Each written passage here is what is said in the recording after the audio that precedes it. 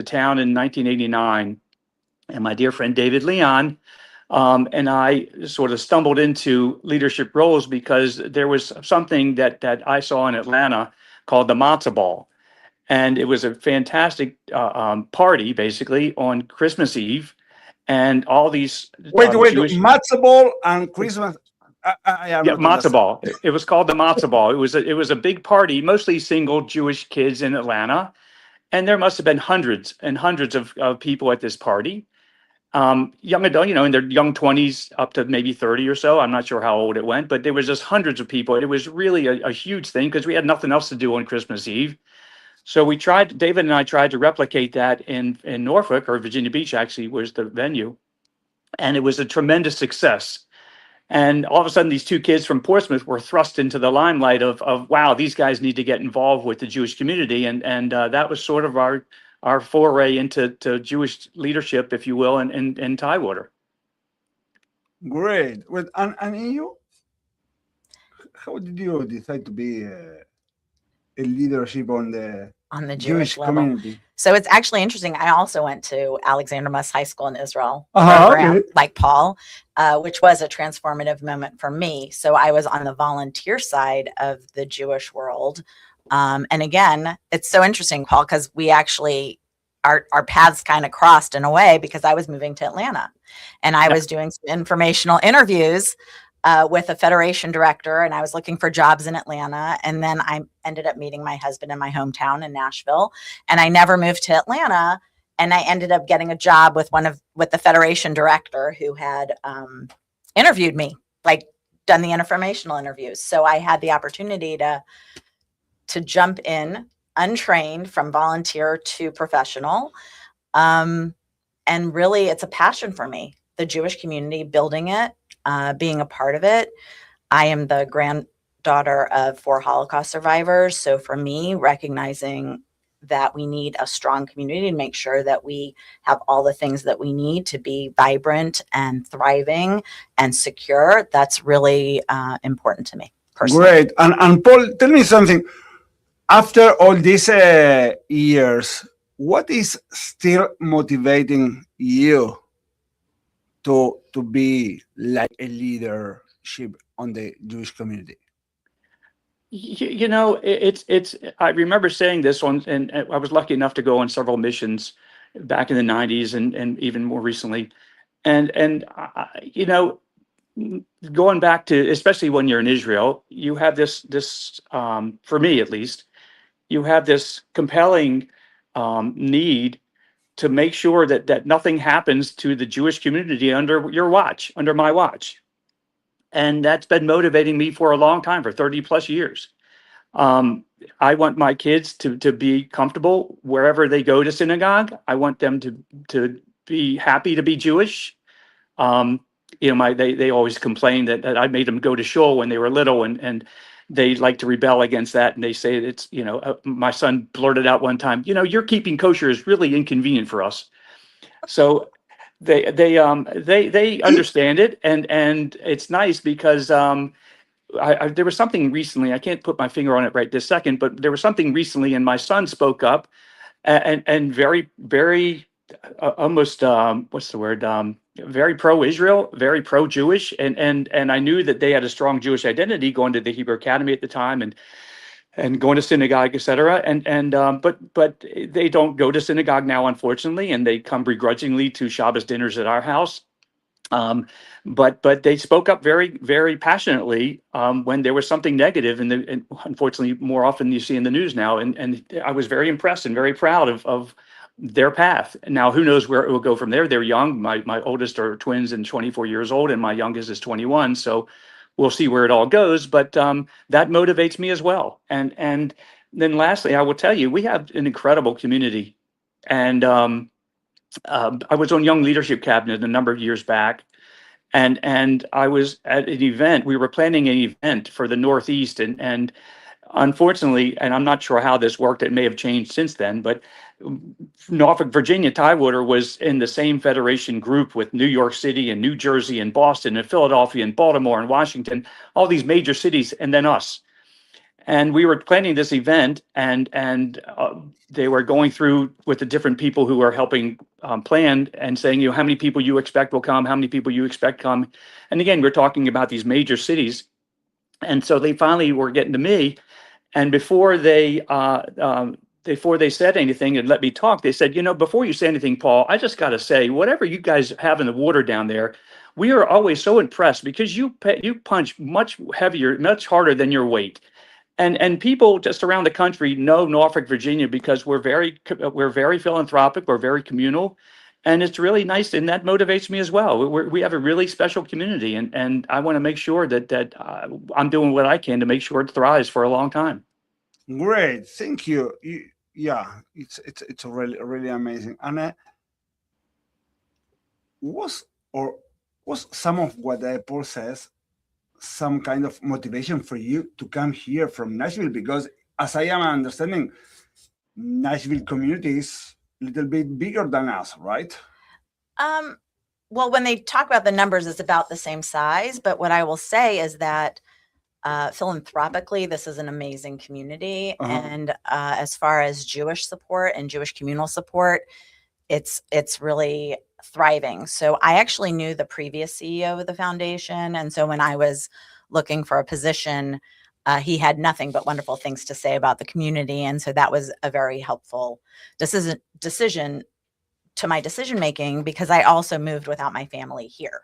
And so it was really good for me to know the community, but also know other people from the community, because it seems to me that Nashville and Tidewater kind of cross paths quite a bit. In fact, one of my kids' friends' mothers lives here and is from the area. So I knew people coming in, which was really important. But everybody's been so welcoming since I got here that it's not only generous, but also warm. You know that I have a huge connection with Nashville since the last episode with Rabbi Josh Kuliogo at the Nashville synagogue, in the conservative synagogue in Nashville, was who in some way introduced myself here to be a rabbi in Virginia Beach. So yeah.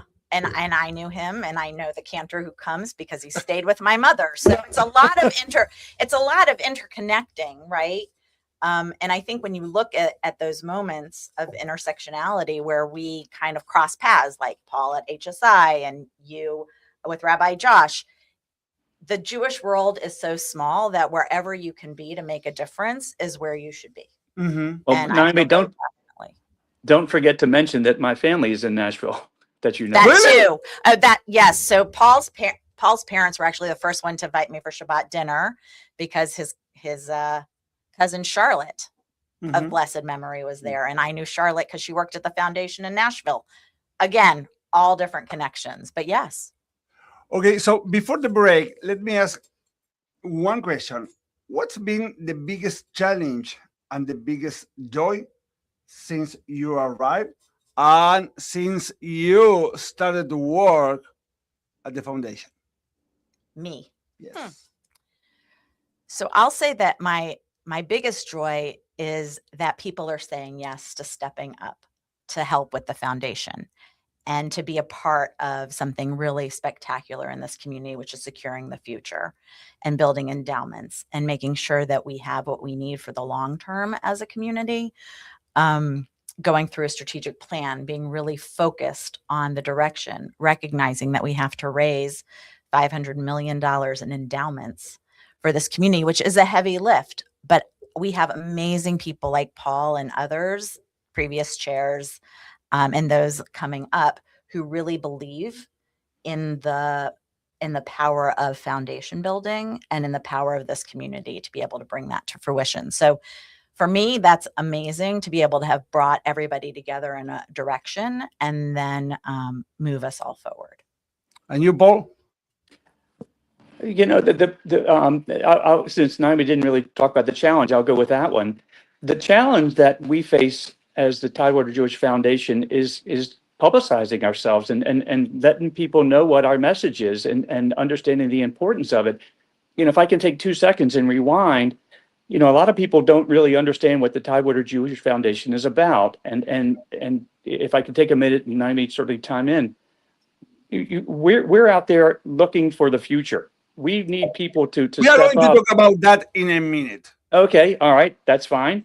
Sorry that I But the interrupt. challenge is getting the word out. That's the challenge, is letting people know that we're here, we exist, and we're doing a great job now. In fact, we're over halfway to, or almost halfway to our goal of $500 million. And we need to get the word out that this is something that we need everybody to step up and help with. We need advocates for the foundation. It's going to cost money for the synagogues to endure. It's going to cost a lot of money for the campus and Hebrew Israelite International Academy and JFS and all the other affiliated organizations of the Federation and the Federation itself. There's so much we can do if we can get to this $500 million goal. There's so much that will free up so much funds that free up opportunities for us to do great things for this Jewish community now and well into the future. Great. So let's go to a break, very, very short break. Paul, don't leave. We are returning. And let me introduce also, we have John with us today that we really appreciate to have him with us. So let's go to a break and we will be back in a minute. Temple Emmanuel is a thriving oceanfront community located in Virginia Beach, tight-knit, tender-hearted, and open to all. Our community embraces the many ways we express our Jewishness and spirituality. Led by Rabbi Ari, Temple Emmanuel is committed to inspiring our members to find meaning and satisfaction in their being Jewish and being a part of the Temple Emmanuel community. In return, Temple Emmanuel continues to be a warm, inclusive space. Visit us online at tevb.org or call our office at 757-428-2591. Temple Emmanuel is the place to embrace Jewish diversity. Hi, I'm Hall of Fame broadcaster and local TV host Aaron Phillips. Are you interested in hosting a podcast? I offer a podcast seminar where I share the information you need to set up your podcast for success. Some of the topics that I cover include basic terminology, how to do a successful interview, who to target as a potential advertiser, and more. For more information, visit thevoiceof757.com or email me directly at aaron@thevoiceof757.com. Let my voice speak to you. Hello. We are back. So let me enter to the next segment with an icebreaker. Okay. Yes, let's play a little bit. So I will ask you a question, and you have only 5 seconds to answer, and the answer could not be more than 5 seconds. Okay? Need a timer? No. Okay. So the first one. Who inspires you? My mother. And you? My kids. Okay. Best advice you have ever received? You can only control what hasn't come out of your mouth. And you? Don't sweat the small stuff. Okay. Favorite Jewish holiday? Yom Kippur. Yom Kippur.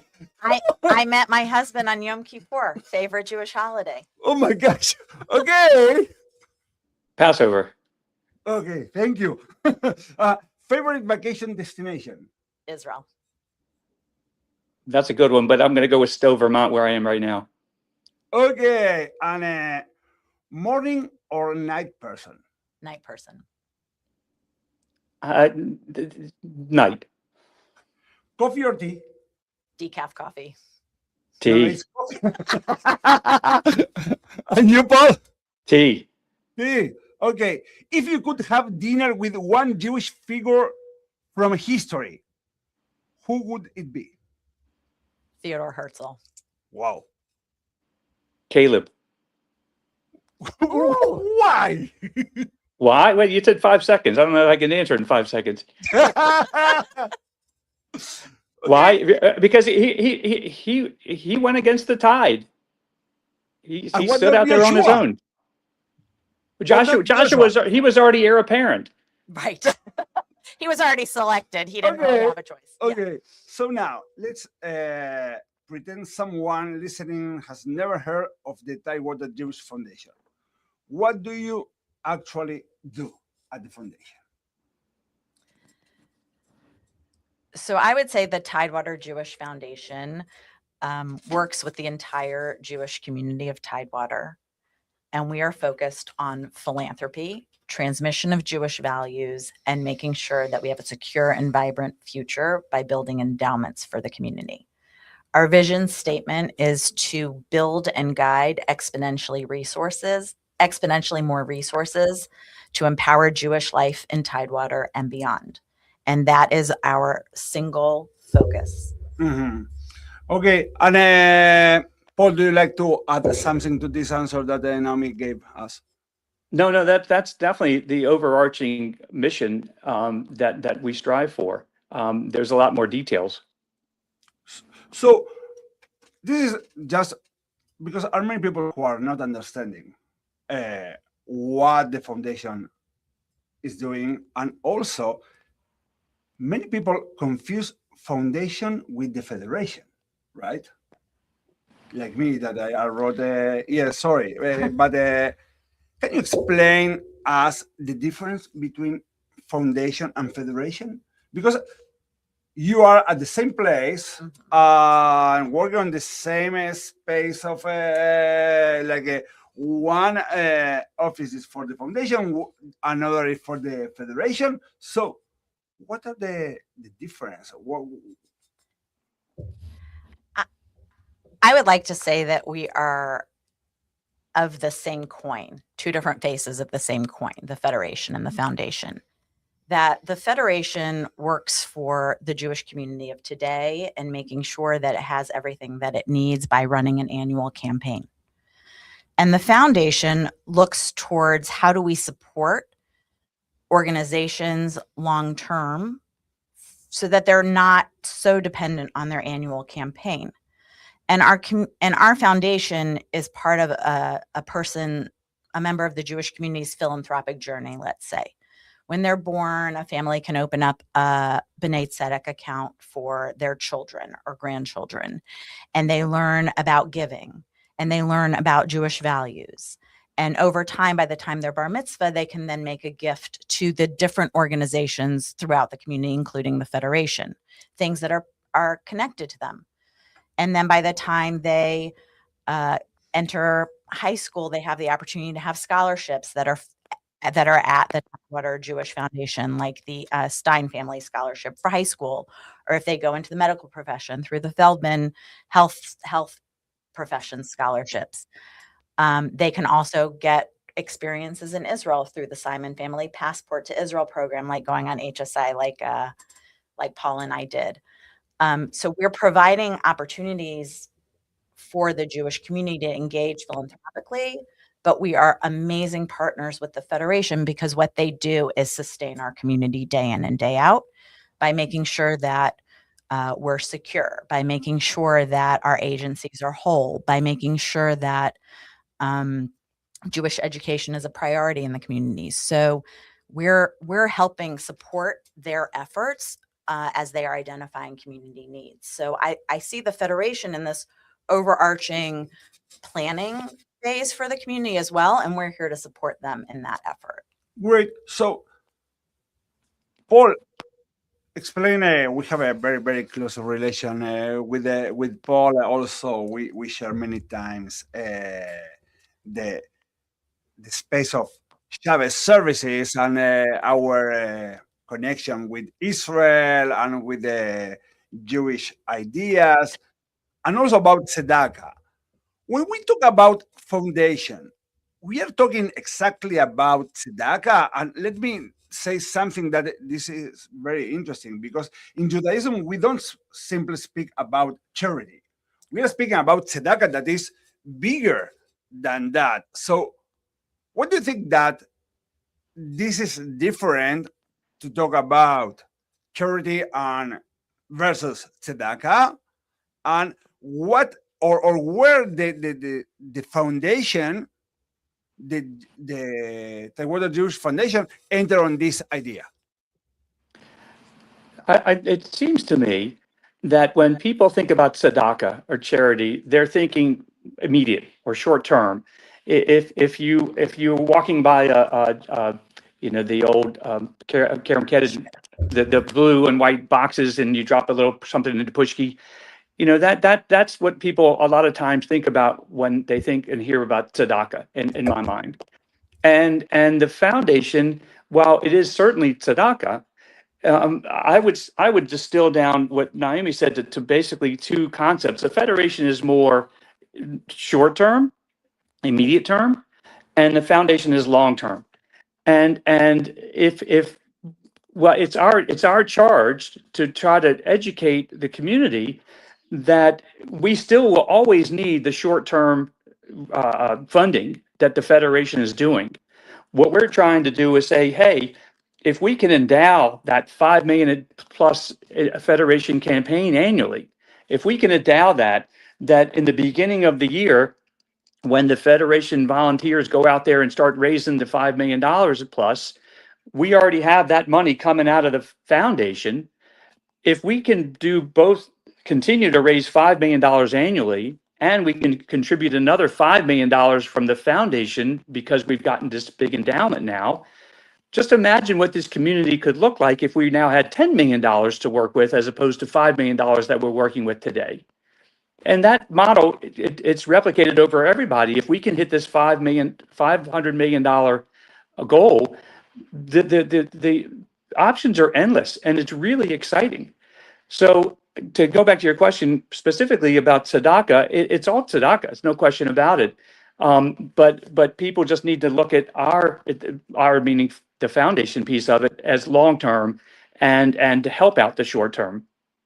Great. And Naomi, do you think that, let's go one step ahead, not just tzedakah, because many people are thinking about tzedakah like one-on-one. It's like I am giving, you receive, because it's the poor people. We are not talking here about the poor people and or to contribute for the lifestyle of the people, then for the community. It's something bigger. Okay. So do you think, taking this to the idea of community, do you think that giving changes the recipient more or the given? That's such an interesting question. I think and I'm going to go back to Maimonides, right? I mean, I think there are levels of giving, but I do think that the giver gets a lot out of helping somebody else, even though you don't know who you're helping. And I think about the story in the Talmud where they're talking about the I don't remember his name, Hani, I think is his name. Yeah. And he plants a carob tree, and somebody's walking around and is like, why are you doing that? You're not even going to see the fruit of that tree. Mm-hmm. And he says, I'm not doing it for me. I'm planting it for those that come after me. And I think that is what we're doing with tzedakah, is that we're investing in the future. I spoke about that on my last sermon last Shabbat. That, I missed that one. What was Temple Emmanuel and KBH we did together, because at the ocean front was a mess with the 4th of July.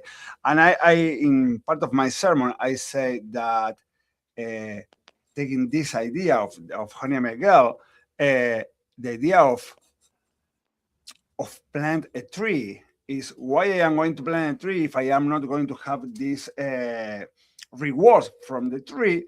But what I told the people was, hey, it's not about the rewards or how I am going to enjoy in the future this tree. It's like to think about the past, that somebody else plant a tree, and I am enjoying the shade now. So if I am not doing for me, I need to do for the others. Right. I mean, people have done it for us, and we're looking forward to what we need to do for the next generation. It's a selfless act, right? Mm-hmm. This idea of investing in a future you don't know what it's going to look like. Mm-hmm. And I get that question quite a bit from our community members. Well, I don't know if this is going to be around, and I don't know if that's going to be around. And I was like, we didn't know what we were going to inherit.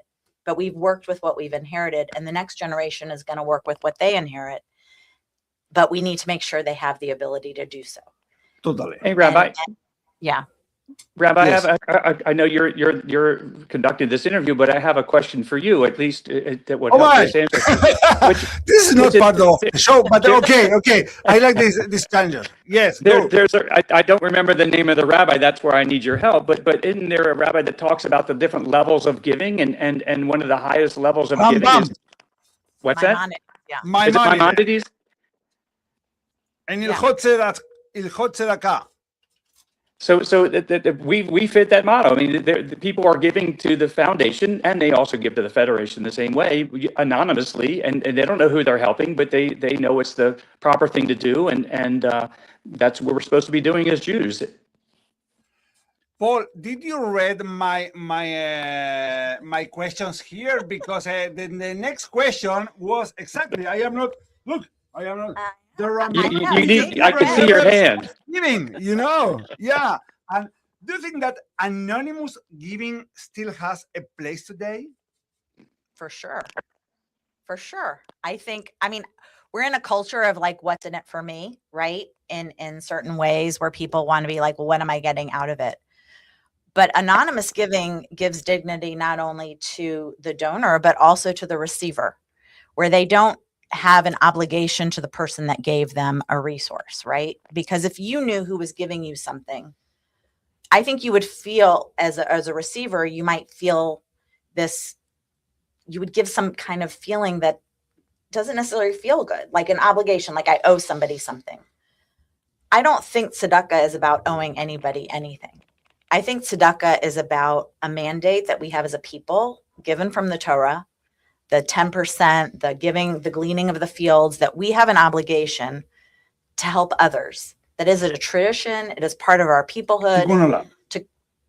I would say part of it is tikkun olam, but I think we have this obligation to help those less fortunate, but not have them owe us for the help. Exactly. And it's about outreaching your hand, but not about taking. Nami and Paul, this is connected with what I always think, and always on my sermons, and also when I am teaching or when I am working at the community, I am trying to say, and this is the next question, if tzedakah, or if the action to give is only with money, and I'm sure that the money is very important. It's very important. But what's happened if I like to contribute to the foundation, but I don't have money? How can I be part of that? So I would say you could be a volunteer. Time and treasure are both important things. But I would also push back a little bit, because I think that everybody can give tzedakah. I think that it's about what's meaningful and what you can do. And that's what I would challenge people when they think about the foundation. It's not about necessarily millions of dollars, but what is it that you can do to contribute? And it isn't even resources you have to leave during your lifetime. So, this is something that is very interesting, that is at the Torah, the concept of mahatzita shekel, the half shekel, right? Shekel, the half value of the coin.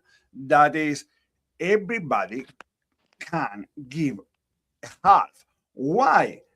Not because the amount, because of Rambam also says, Maimonides says, you cannot take from the person, from the people who cannot have the possibility to give huge amount of money, the possibility to give. Right. Because this sensation, these feelings that we are feeling when we are giving are invaluable. Invaluable is the word. Invaluable. Invaluable. Yes. So yeah. So because we need to go to another break, I like to ask to Paul the last question.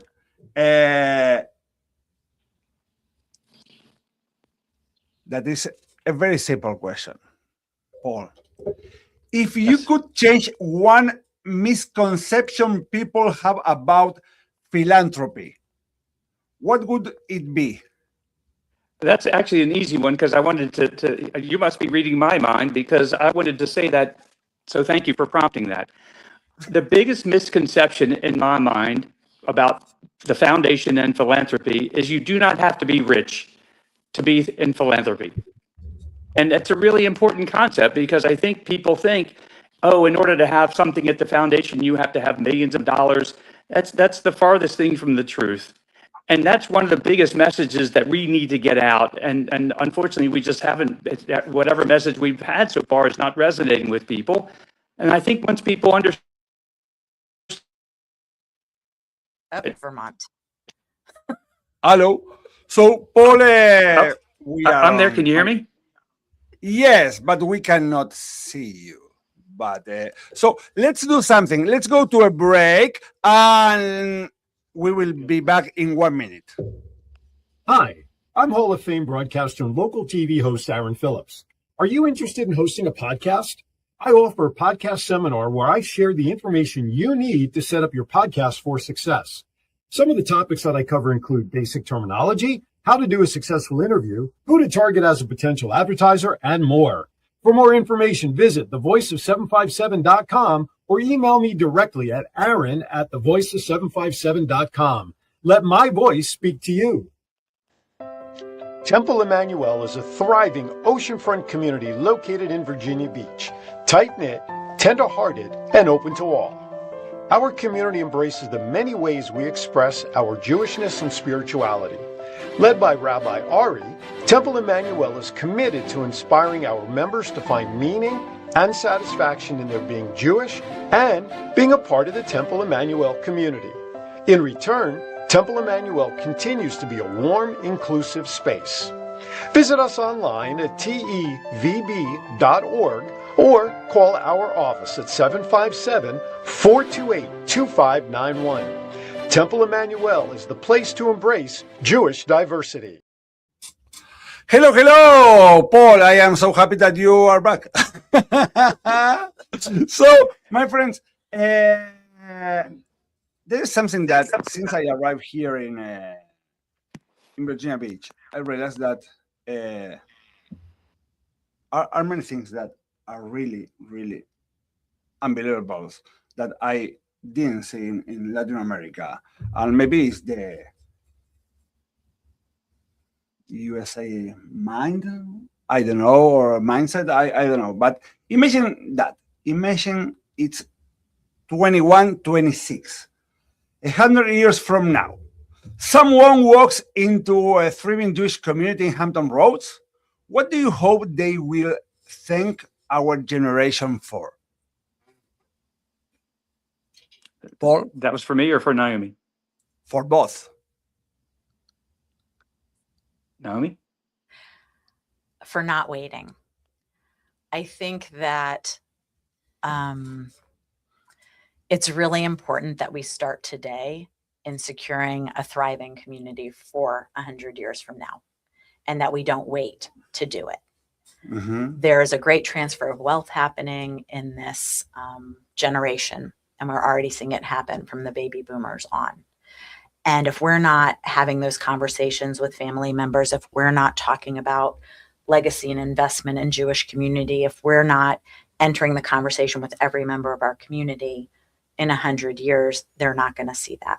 Mm-hmm. And so I think they're going to thank us for the fact that we started now having this conversation, trying to get the resources that are going to be necessary for what they're going to face in the future, which we will not know what that will look like in 100 years. God willing, we'll be back to a different time in America where Jewish life is thriving and the anti-Semitism has gone back under a rock, God willing. Mm-hmm. And imagine what they'll be able to do under that environment with resources available to them, Mm-hmm. how they can dream and imagine because they're not bogged down in trying to solve each day Mm-hmm. because somebody invested in their future. Great, thank you. And Paul, What do you think? No, I first of all, I couldn't agree with her, with Naomi more. But the other thing I wanted to add is the fact that 100 years from now, somebody's walking into a Jewish building or a building with Jewish activities it means we win.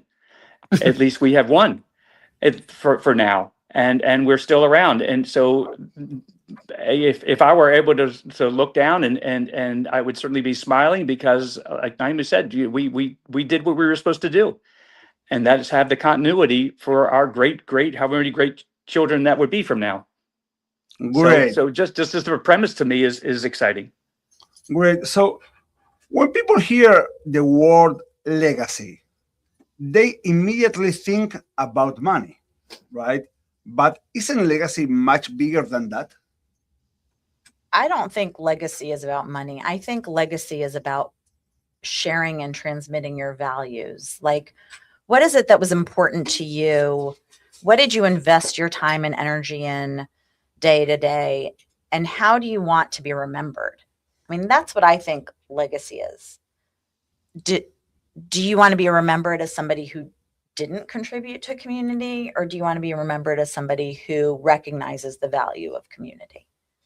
And how do you want your next generation to be engaged and involved? And by leaving legacy, you're kind of you're giving a gift to your family by letting them know what was important to you. And I think we don't have enough conversations about that. And this is what you are doing with this project, Life and Legacy, right? Yeah, it's multifaceted, but I think most of it is to make sure that we're having a conversation about between generations about what was important to you and why, kind of transmitting that message to give time and treasure, that's what makes our community move forward. Our idea is being able to solve for the problems of tomorrow.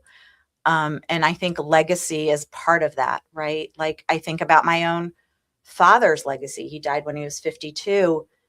And I remember him being on the phone at Super Sunday, making phone calls. And I picked that up at age 12. I was also on the phone making phone calls and dedicating my career. So it's a transmission of those values is what really legacy is. Now, when we talk about life and legacy, we are talking about how do you want to put those values philanthropically with resources, but it's more to show a transmission of the values and what was important. And Paul, do you think that our community understand that? Definitely. Well, not everybody. That's the challenge. But yes, in fact, if I can rewind it again, when I was fortunate enough to be president of the Bethel, one of the major lessons I learned from that experience was how generous, certainly the Bethel community, and then as I got more involved with the greater community, how generous our whole community is. So we definitely have a tremendous community. We have a wonderful reputation nationally for giving, certainly of communities our size. And we just need to make sure we get the word out that again, legacy is not just about money. I couldn't agree more with what Naomi says, but it's certainly an important thing to transmit that to our next generation and the generation past that, and get involved. And by the way, you mentioned about people volunteering and how to get involved with it. They don't have a lot of money, or the misconception that if people want to give time instead of money.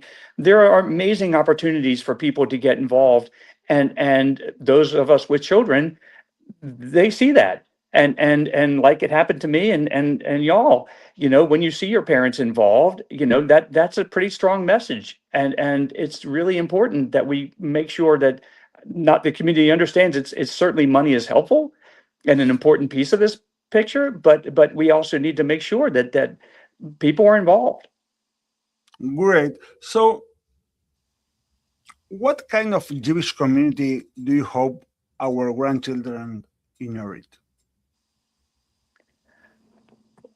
Well, I happen to go ahead, yeah, Naomi, go ahead. No, Paul, I'll let you start. I going back to the example you used a minute ago, but 100 years from now. So even if it's 25 years from now, I would be thrilled if we could. 25 years from now, hopefully we've hit our goal of $500 million in endowments, and the community is not living hand to mouth like we often find ourselves doing with the synagogues and other organizations. And we have a vibrant Jewish community and a place where Jews across the country are looking at Norfolk and Tidewater and saying, hey, what are they doing right? This is really a great community. We need to look at moving there because they're doing something right. And that to me would be just an incredible turn of events if we can get there. I would like to see Jewish children laughing in day schools, being in relationship and community in synagogue spaces or JCC living rooms, let's say, lobbies, the Cardo. I would love to see PJ Library in every household in Hampton Roads, where they're engaging with Jewish texts, where there are proud Jews living in this area who understand what it means to be Jewish. And I think that's what we're investing in. So my last question for you is, if every Jewish family in Hampton Roads made just one investment in the future, what would you hope that investment would be? Leaving a legacy gift to the community that fits their values and priorities. Paul?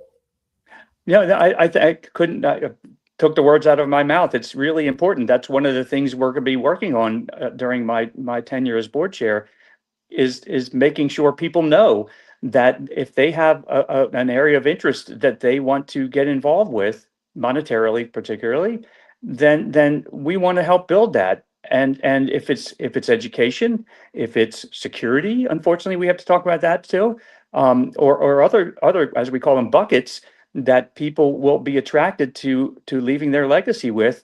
That's the best gift we could ever ask for. Perfect. So, you know what? As I was driving home yesterday after watching Argentina's match, I realized something. People celebrate the player who scores the goal, but championships are won because of the people you never notice. The defender who made the tackle, the teammate who gave the assist, the coach, the trainers, the volunteers, the people who were at the stadium. Jewish communities are exactly the same. Most of the people who made our community stronger will never stand on the bima. They will never give a sermon. They will never have a microphone. But without them, none of us would be here. Maybe that's the real definition of leadership, making a difference without needing the spotlight. The Talmud teaches that we are not obligated to complete the work, but neither are we free to abandon it. Every generation receives a community from the generation before it. The real question is, will we leave it stronger than we found it? That's what today's conversation has really been about. Not fundraising, not budgets, but responsibility. Responsibility to those who came before us, and responsibility to those who haven't even been born yet. 100%. So, Naomi, Thank you. thank you very, very much. Paul, thank you very, very much. Thank you to all of you for joining us. Thank you to everyone who was on this amazing episode, the 11th episode of Shmoozin with Rabbi Ari. Remember that next episode, it will be on August 12th, the second Wednesday of the month.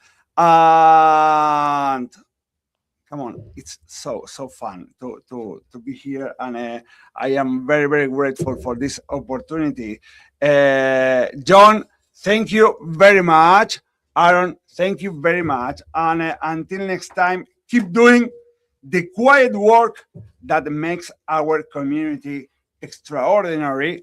And of course, don't forget, Saturday, it's the quarters of the final. So please cheer for Argentina. Vamos Argentina. And Realize now, soccer in America, nobody cares about since U.S. lost, right? Maybe they'll start caring about Argentina. Come on, Who? it's Who? the past World Cup winner and the next one.